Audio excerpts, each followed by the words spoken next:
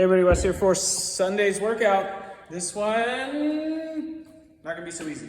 We have 4 rounds for time with an 18-minute cap, 400-meter run.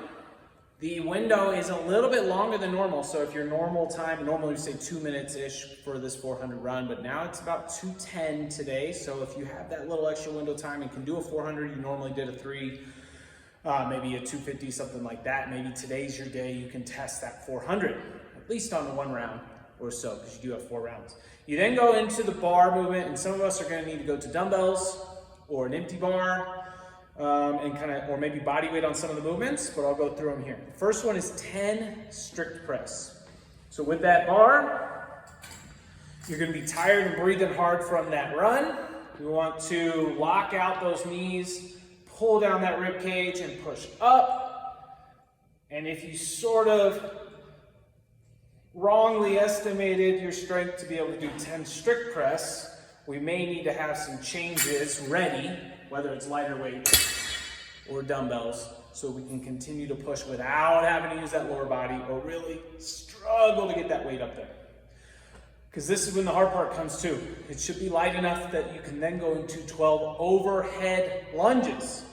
If we got a bar, we're gonna have to hold it all the way overhead, lock out those elbows and hold, and try to prevent the bar from coming forward or bending at the elbows. So that might be a dumbbell movement, but we could also, if you have 2 different strength levels on that, we could do 1 with strict, and then we could change to body weight or dumbbells for the lunges. But I'll show the bar overhead lunge. At the top of that strict press, we're totally locked out with those elbows. You can then choose whether you want to go into a reverse lunge or a forward lunge. But on the way down, you're going to have to really focus on pushing that bar up so that your elbows don't start to bend. Because if we start to see this, we've got a funny control over that bar, and we want to be totally locked out throughout those whole lunges. If lunges aren't typically your movement, we might just even go to a body weight overhead and try to lunge with those arms, not holding anything. You then have 14 bar facing up downs.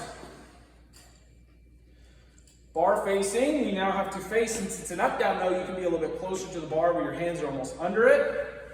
Up down, and then either step or jump over that bar. If the rep finishes with the up down and then that jump or step, that'd be 1, you gotta go to 14. So 18-minute cap on this, trying to finish under that. Then we have a finisher, all biceps.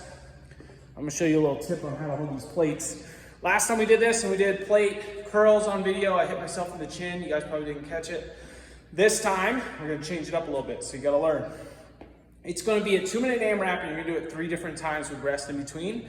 25 plate curls, and what we can do to not hit ourselves in the chin is either come right to the top of the chest, so keep that curl nice and tight. We're not getting like a normal bicep curl where we're way up here.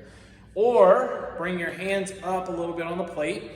So now it's gonna work more of those forearms and fingers as you curl, still keeping those elbows in the same spot, but 25 of these, so keep that pretty light.